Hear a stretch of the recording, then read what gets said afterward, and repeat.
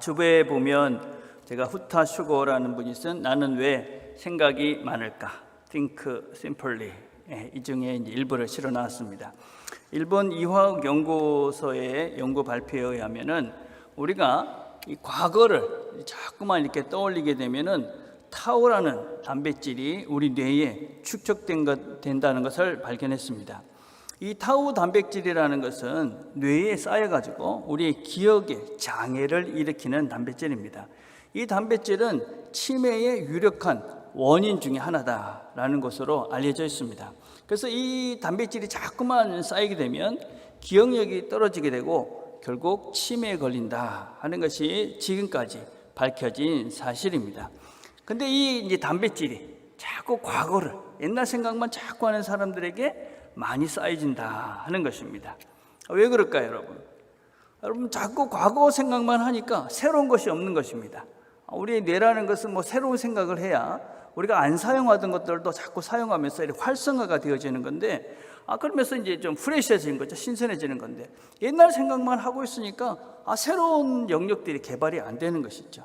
그러니까 나머지 부분들이 자꾸 죽어가는 것이 아닌가 그렇게 추측합니다. 뇌가 노화된다, 뇌가 죽어가고 있는 것이다, 그렇게 이야기를 하는 것입니다.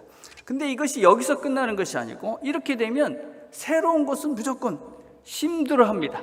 그리고 새로운 것이 들어오면 무조건 안 좋아하는 것이죠. 배척하는 겁니다. 싫다.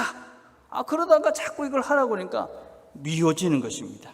그래서 이 자꾸만 이 해로운 이 타우라는 단백질이 우리 뇌에 자꾸 쌓이게 되고, 그래서 뇌는 점점 더 노화지고, 그러면서 자꾸만 고집스러워지고, 그러니까 뭔가 새로운 걸 하려고 그러면 무조건 싫다고 그러고 그 사람을 또 미워하고, 이런 악순환이 되고 있는 것입니다. 여러분, 바리새인이라는 사람들이 그랬습니다. 이 사람들은 오래전부터 자기들이 해왔던 전통, 규범, 관례, 이런 것들을 그냥 하면서 그냥 살면 편할 것인데 자꾸 예수님께서 새로운 것을 하라고 그럽니다. 회개하라. 지금까지 너희들이 한 것들이 그것을 돌이켜서 새로운 길을 가라. 그리고 자꾸만 예수님께서 그것이 아니다, 이렇게 가야지 된다, 그렇게 자꾸 새로운 길을 제시를 하니까 예수님이 싫은 겁니다. 미워하는 것입니다. 그 단계를 넘어가지고 적대시하면서 원수같이 여기는 것입니다. 오늘 우리가 읽은 본문은 이제 8장 10절부터 이제 같이 살펴볼 것인데, 예수님께서 지난주에 이 데가볼리라는 이방 땅에서 칠봉이어의 기적을 행하셨습니다. 그리고 다시 이제 강 건너편, 그러니까 우리가 지난번에 살폈던 그 오병이어했던 그 지역으로 다시 돌아오신 것입니다. 그래서 곧 제자들과 함께 배에 오르사 달마누나 지방으로 가시니라. 이 지역이 어딘지 정확하지는 않지만은 아마 가보나움 그 근처가 아닐까 그렇게 추측을 합니다. 그런데 11절에 보니까 바리새인들이 나와서 예수를 신란하며 그를 시험하여 하늘로부터 오는 표적을 구하거늘. 지금 너는 바리새인들이 메시라고 그러는데 하늘로부터 오는 표적을, 이적을 우리에게 보여달라. 그러면서 예수님 앞에 나온 것입니다. 근데 여기서 이 나와서라는 말은 그냥 터벅토벅 나왔다 이런 정도가 아닙니다. 군대가 적 앞에 나올 때 사용되는, 그러나 적극적으로 이 사람과 싸움을 하겠다, 그런 자세로 나오는 것입니다. 또 힐난하다 하는 말은 적대적으로 시비를 걸고 막 싸움을 하자, 그런 겁니다. 특별히 여러분, 시험하여 이 말이라는 것은 뭘 잘 되는 시험이 아닙니다. 깎아내리고 뭔가 방해를 하려는 것입니다. 특별히 이 단어는 마귀가 예수님을 시험할 때 그때 쓴 그 단어와 동일한 단어입니다.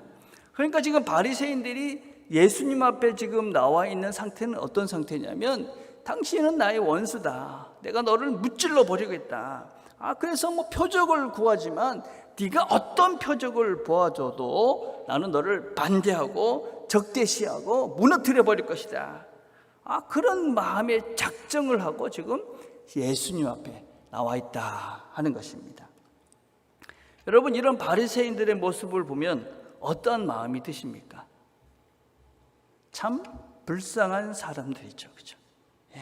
여러분, 거부하고 미워하고 사람들을 원수같이 여기고 이런 갇혀진 어두운 인생을 살고 있는 사람입니다. 몇 주 전에 우리 정은진 자매가 소개한 인문학적 성장을 위한 8개 질문, 이런 책을 소개했습니다. 거기 보면 이런 말이 있습니다. 사람은 사랑하는 사람에게만 배울 수 있다. 사람 중에는 안타깝게도 미워하는 사람들을 마음에 두고 평생 사는 사람들이 있다. 자신에게 손해를 끼친 사람들, 자신과 다른 사람들을 미워하며 저주하면서 일생을 보낸다. 결국 사랑하는 사람이 아닌 미워하는 사람만 미워하다가 평생을 보낸다.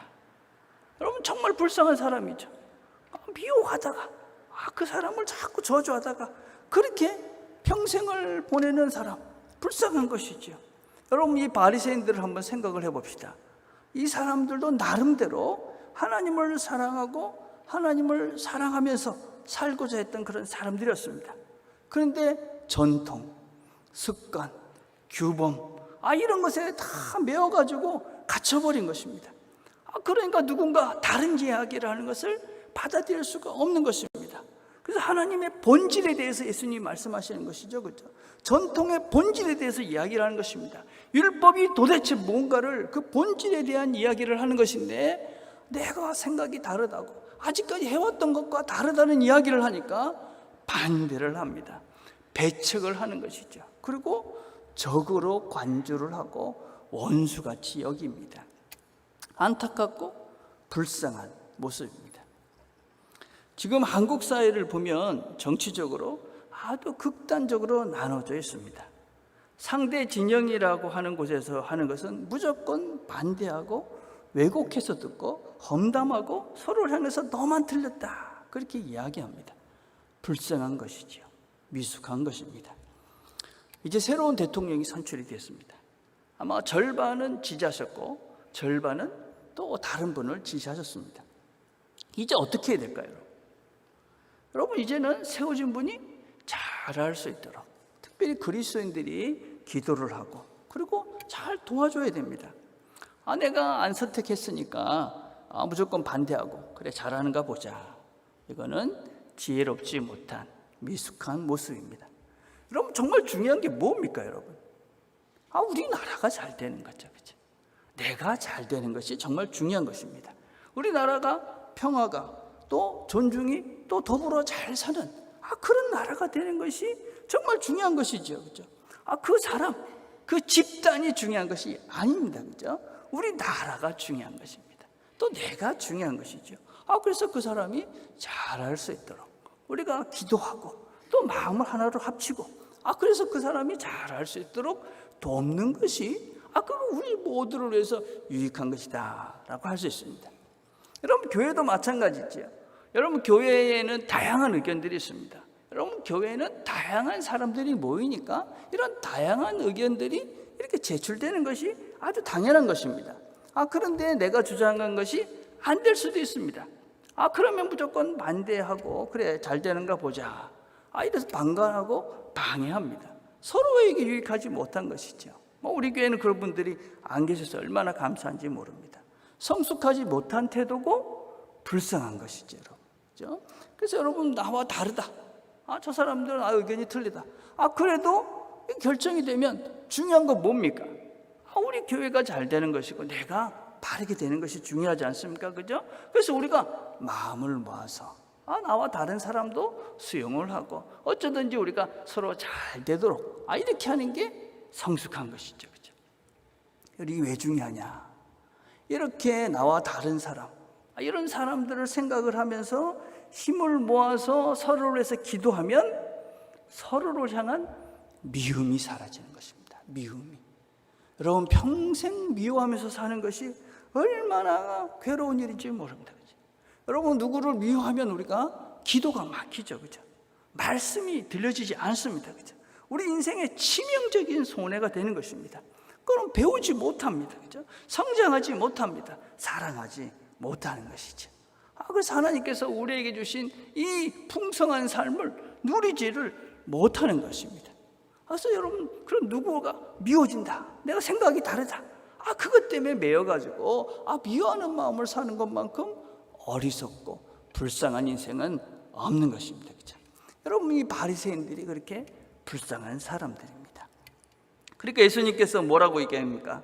마음속으로 깊이 탄식하시며 이르시되 어찌하여 이 세대가 표적을 구하느냐. 내가 진실로 너에게 이르노니 이 세대에 표적을 주지 아니하리라.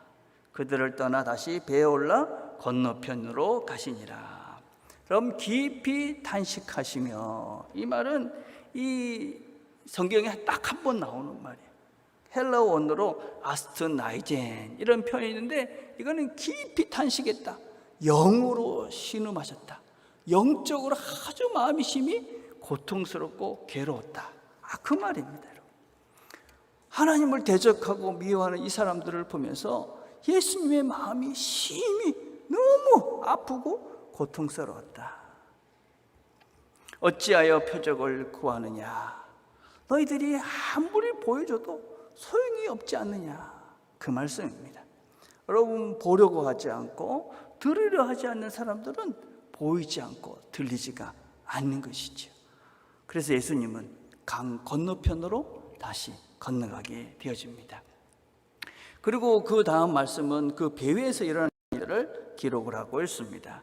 배를 타고 가시면서 예수님께서 이렇게 말씀을 하십니다. 예수께서 경고하여 이르시되 삼가 바리새인들의 누룩과 헤롯의 누룩을 주의하라. 그럼 바리새인의 누룩, 헤롯의 누룩, 이 누룩이라는 것은 부정적인 영향력을 말합니다. 바리새인들의 그런 외식을 말하는 것이죠. 바리새인들의 율법주의, 또 헤롯의 누룩, 권력과 채무를 탐하는 그런 물질주의적 그런 생각들을 조심해라. 지금도 우리가 이런 것들을 조심을 해야 되죠. 근데 지금 우리 이 시대에 뭘 더 우리가 조심을 해야 될까요? 우리에게 영향력을 이렇게 줄, 나쁜 영향력을 줄 실제적인 것은 무엇이 있을까요? 여러분, 지금 대부분의 경제학자들이 앞으로 2, 3년은 전 세계 경제가 어려울 것이다, 그렇게 예상을 합니다. 코로나 때문에 이 후유증이 만만치 않을 것이다. 특별히 우크라이나 사태 때문에, 그죠? 러시아에 대한 여러 가지 경제 제재가 시작됐습니다. 그죠?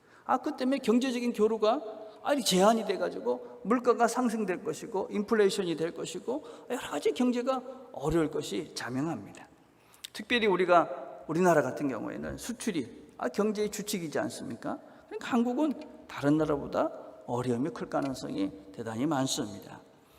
이럴 때 우리가 조심해야 될 것, 특별히 신앙적인 면에서 조심할 것이 두 가지가 있습니다. 이럴 때 팽배되는 것이 있습니다. 첫째는 미신의 팽배입니다. 미신. 내일이 불안할수록 미신이 막 일어나는 것이, 그죠? 점쟁이들이 막 나오는 것입니다. 우리는 특별히 샤머니즘적인 영향력이 되게 많이 있는데 더 많아질 것이다. 그래서 여러분, 이런 점치는 이런 것들 조심하셔야 됩니다. 교회 안에서도 용한 권사님들이 계시잖아요, 그죠? 기도 많이 하신다 이러면서 뭔가 특별하게 이렇게 말씀하시는 그런 권사님들, 이 무당 목사 같은 분들, 이런 분들 우리가 정말 조심해야 됩니다. 우리가 이제 답답하니까, 어떻게 될지 불안하니까 이런 분들한테 쫓아가가지고 막 기도받고 어떻게 될까요? 여러분, 이런데 현혹돼서는 안 됩니다. 더 이런 일이 많아질 것이다. 두 번째는 이단의 활성화입니다. 여러분, 특별히 신천지가 더 활개를 가능성이 아주 큽니다. 여러분, 그동안 신천지가 음지에 있었어요, 그렇죠? 큰 사건 이후에 음지에 있었는데 이제 신문에 광고를 하면서 아주 적극적으로 표고 활동을 하고 있습니다. 아마 더 측면에서 더 적극적으로 포교 활동을 하지 않을까 염려가 됩니다. 혹시 주변에 우연을 가정에서 만난 그런 권사님, 선교사님, 목사님, 이런 분들이 조심을 하셔야 됩니다. 우리 집 형편을 어떻게 다 알고 참 용하다, 이 조심해야 될 신호입니다. 그죠? 기도하면 알지, 이런 분 정말 위험한 생각입니다. 그죠? 우리가 몇 년 전에 이 신천지에 대한 강의를 들었어요. 기억 안 나시겠죠? 그죠? 저도 기억 안 나서 이렇게 찾아봤어요. 그때 뭐라고 이분이 말씀해요? 권전도사님이라는 분이 오셔서 하셨죠. 그죠? 첫 번째 단계가 정보 수집, 두 번째가 섭외, 복음방, 센터, 이런 것이 있었어요. 정보 수집이 뭡니까? 이 교인들의 이제 정보를 막 모집하는 겁니다. 요새는 이 정보가, 그죠? 이 개인 이 신상이 너무 많이 노출되어 있기 때문에 정말 원하는 거 다 이렇게 쉽게 이렇게 정보를 가질 수가 있습니다. 그죠? 두 번째 단계가 뭐냐면 섭외입니다. 섭외. 이 대표적인 게 모략전도라는 거죠. 그죠? 거짓말해서. 그죠? 여러분, 코로나가 처음 막 터졌을 때 이 대구에 가보니까 이 신천지들이 모여있는 곳에 이렇게 들어가 보니까 거기 뭐가 있었습니까? 무슨 목사님, 뭐 수녀님, 뭐 신부님, 뭐 승려 이런 것들이 다 거기 있었던 거예요.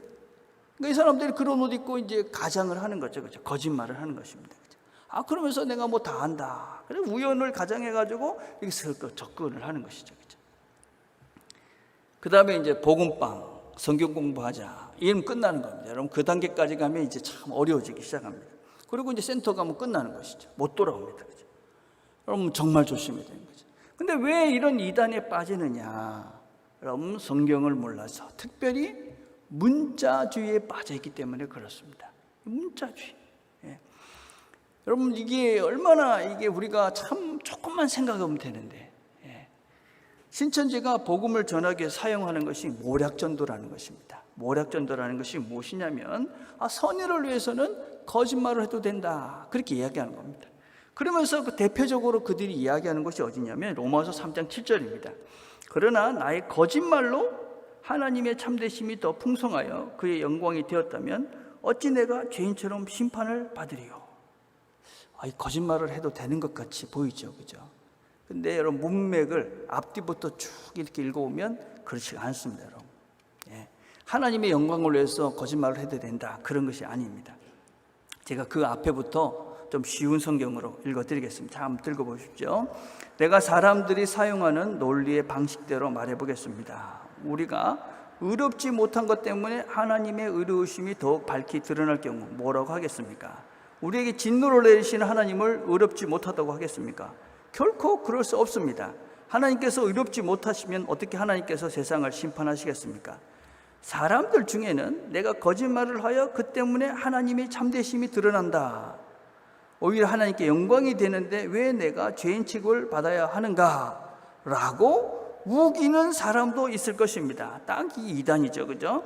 이것은 마치 선한 결과를 얻기 위해 악을 행하자라고 말하는 것과 같습니다.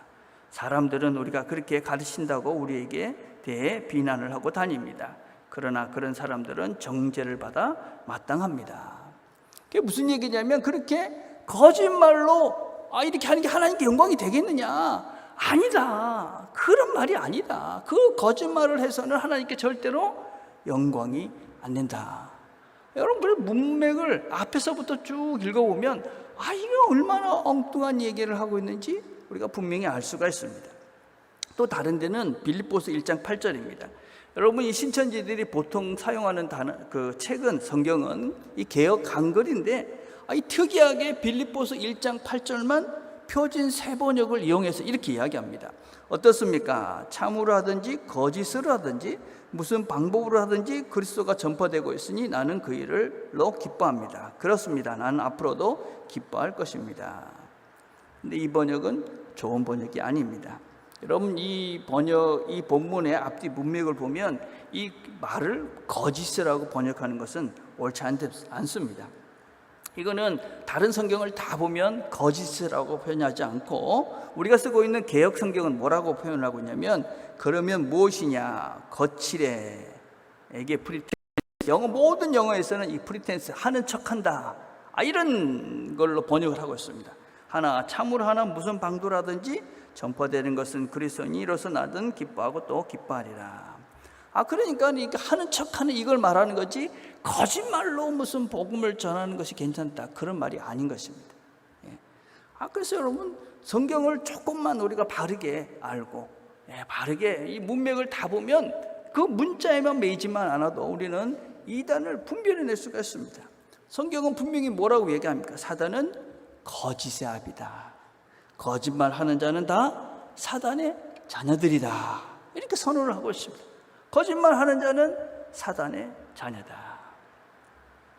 여러분, 우리 자신들뿐만 아니라 우리 주변에 그런 분들이 있는지 돌아보셔야 됩니다. 갑자기 이런 좋은 선교사님을 만났다, 무슨 권사님을 만났다, 목사님을 만났다, 선생님을 만났다, 그러면서 성경 공부를 하자고 그런다. 그러면 신천지일 가능성이 많습니다. 여러분, 한번 이 이단에 빠지면 빠져나오지 못합니다. 인생이 망쳐지는 것이죠. 가정이 파괴가 됩니다. 영혼이 피폐됩니다. 누룩을 조심하라. 이런 것들 우리가 특별히 이 시간에 여러분들이 명심을 꼭 하시길 바랍니다. 그런데 주님이 누룩을 조심하라 그렇게 하는데 제자들은 갑자기 떡 걱정을 하고 있는 겁니다. 16절에 보니까 제자들이 서로 수군거리기를 이는 우리에게 떡이 없음이로다. 이들이 이제 강을 건너올 때 떡을 하나만 갖고 온 겁니다. 그러니까 누룩 얘기를 하니까 갑자기 주님께서 우리 보고 떡 없다고 뭐라 하는가 보네. 이렇게 생각을 하는 거죠. 그렇죠? 이런 것들을 우리가 인지 오류 중에 결핍의 오류다 그렇게 이야기합니다. 내가 이렇게 뭔가 부족하다고 생각하는 그러면 늘 그것이 원인이라고 생각을 하는 것이죠. 그것 때문에 또 목사님이 저 얘기 또 그것 때문에 누가 뭐라 그러면 그것 때문에 이러면서 이제 이 결핍, 나의 결핍의 그것이 이 모든 것을 갖다가 끌어넣는 것이죠. 그렇죠? 여러분 지난주 주보 내용에 이런 것들 중에 이런 것이 있었습니다. 나의 배경, 내가 겪는 일, 내 주변의 환경을 대수롭지 않게 받아들여주고 받아들여주는 곳에서는 스스로 마음 편히 털어놓을 수 있다. 내가 어릴 적 왕따 당했다고 밟히면 나를 그럴 만한 이유가 있는 사람으로 보지 않을까. 부모님이 이혼하셨다는 것을 말하면 나를 결핍 있는 환경에서 자란 사람이라고 생각하지 않을까. 먼저 고민하며 마음 졸이지 않아도 된다. 다양한 모습으로 빚어진 삶들이 지레짐짓과 편견을 피해 숨지 않아도 되고 찌그러지지 않아도 된다. 편안하다. 나 자신을 감추거나 불필요한 변호를 하지 않아도 돼요. 편안하다. 여러분 우리가 어떤 사람을 있는 그대로 받아주는 겁니다. 저 사람 저 모습 그대로 받아들이는 것이죠. 여러분 마찬가지로 내 자신도 그대로 내 모습을 받아들이면 됩니다. 그죠? 우리는 부족한 면도 있지만 사실은 또 더 좋은 면이 많은 존재입니다. 특별히 우리는 하나님의 사랑받는 그런 존귀한 존재들이지 않습니까? 우리 모두는 부족한 면이 있습니다. 아픈 면이 있죠, 그죠? 그러나 더 큰 하나님의 사랑이 우리를 감싸고 있으니 이런 부족한 것들 때문에 우리가 공연히 이 결핍의 상태로, 우리 공연히 우리가 자존감이 떨어지는 그런 어리석은 생각을 할 필요가 없다. 그래서 주님이 말씀을 하십니다. 예수께서 하시고 이러시되 너희가 어찌 떡이 없음으로 수건거리느냐. 아직도 알지 못하며 깨닫지 못하느냐. 너희 마음이 둔하냐. 너희가 눈이 있어도 보지 못하며 귀가 있어도 듣지 못하느냐. 또 기억하지 못하느냐. 왜 깨닫지 못하느냐. 왜 제대로 이해를 하지 못하느냐. 하늘의 표적을 보여달라. 주님께서 더 이상 보여줄 것이 없다. 여러분 무엇이 문제입니까? 아직도 알지 못하며 깨닫지 못하느냐. 너희 마음이 둔하냐. 마음이 완악해져 있는 것이죠. 들으려 하지 않는 것이죠. 보려고 하지 않는 것입니다. 여러분 하나님의 말씀이 없을까요? 하나님의 역사심이 우리 삶 속에 없습니까? 우리가 종종 하나님 왜 내 기도를 그렇게 안 들어주십니까? 그리고 우리가 불안해하고 불평을 합니다. 그렇습니까, 여러분? 여러분 과연 하나님께서 들어주신 기도가 많을까요? 안 들어주신 기도가 많을까요? 여러분 우리가 무엇을 보고 있느냐 하는 문제죠. 무엇을 보고 있느냐. 깨닫지 못한다. 이해하지 못한다. 마음이 굳어져 있어서, 마음이 완악해져 있어서, 마음이 하나님 말씀을 받아들이려고 그렇게 하지 않기 때문에 너희들이 이해하지 못하고 깨닫지 못하고 있다. 마음의 문제다. 여러분 우리는 어떤 착각과 오해를 하고 있느냐면 무슨 외적인 기적 한 번으로, 외적인 무슨 표적 한 번으로 내가 모든 것들이 바뀌어질 거라고 그런 잘못된 기대와 생각을 하는 경향들이 좀 있습니다.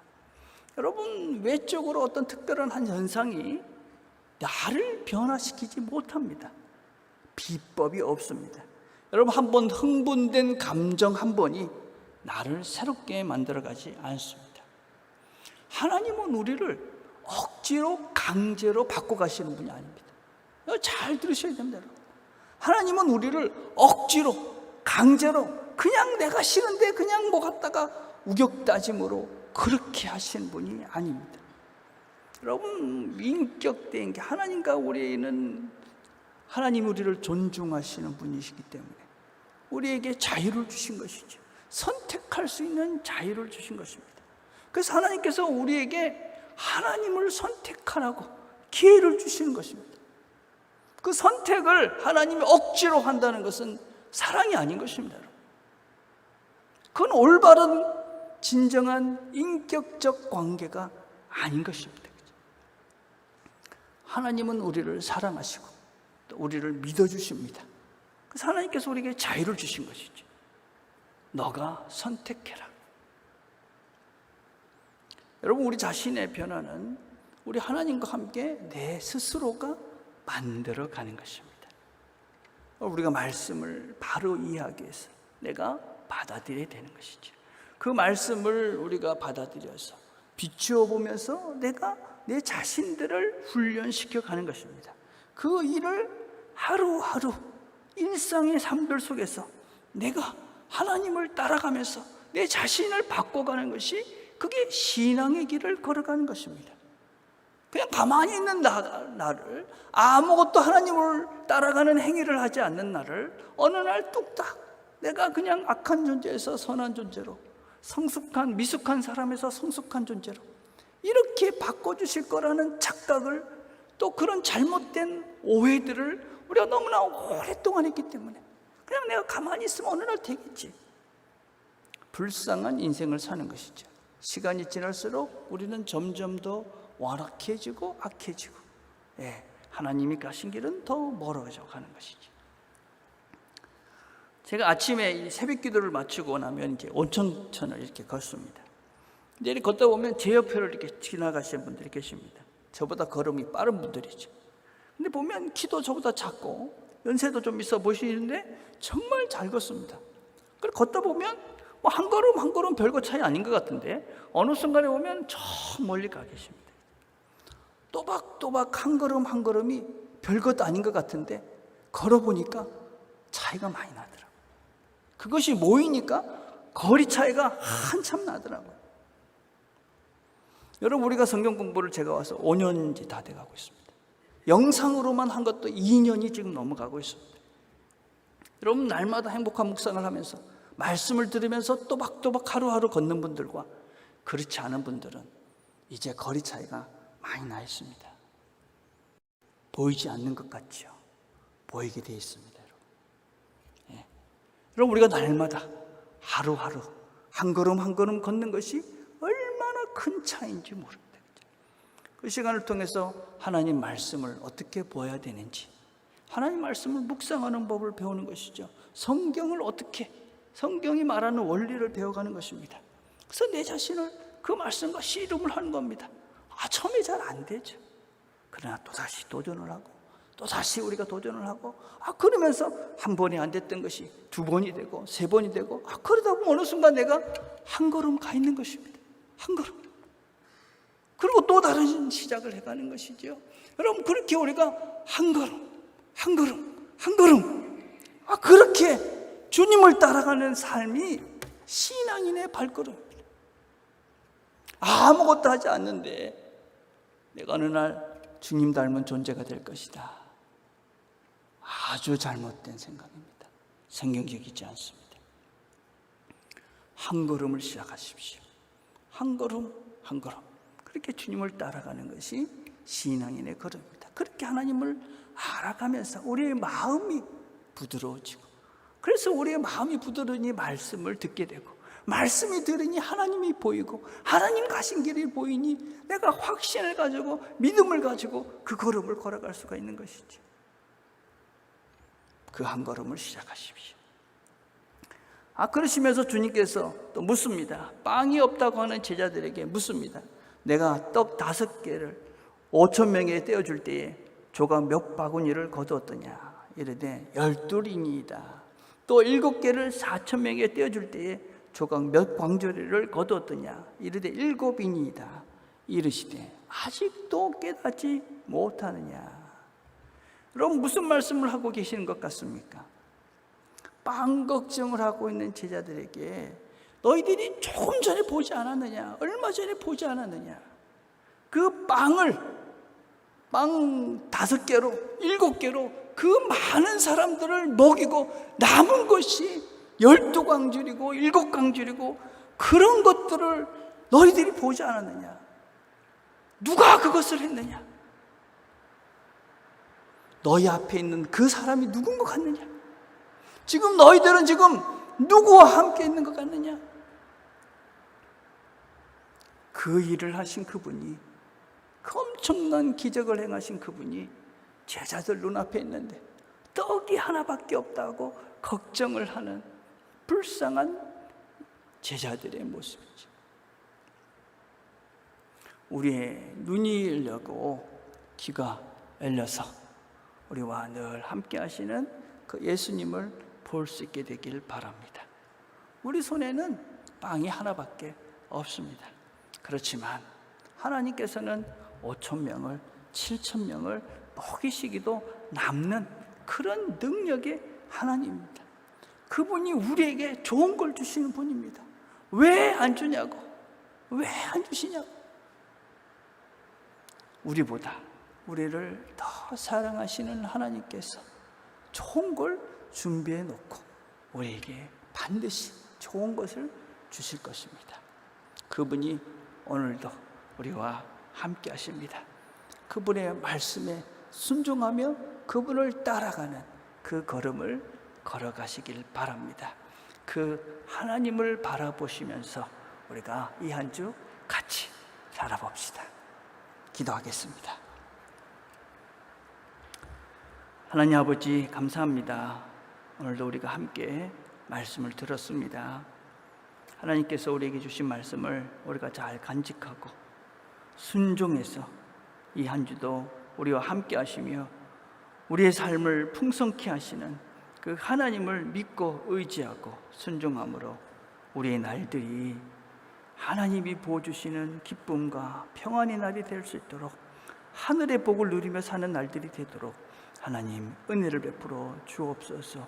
용기를 주시고 믿음을 주시고 선택할 수 있는 지혜를 주셔서 이 한 주도 우리 모두가 하나님이 주어주시는 하나님이 예비해 놓으신 아름답고 좋은 것들을 누려가는 날들이 되도록 하나님 축복해 주옵소서. 예수님의 이름으로 기도드립니다. 아멘.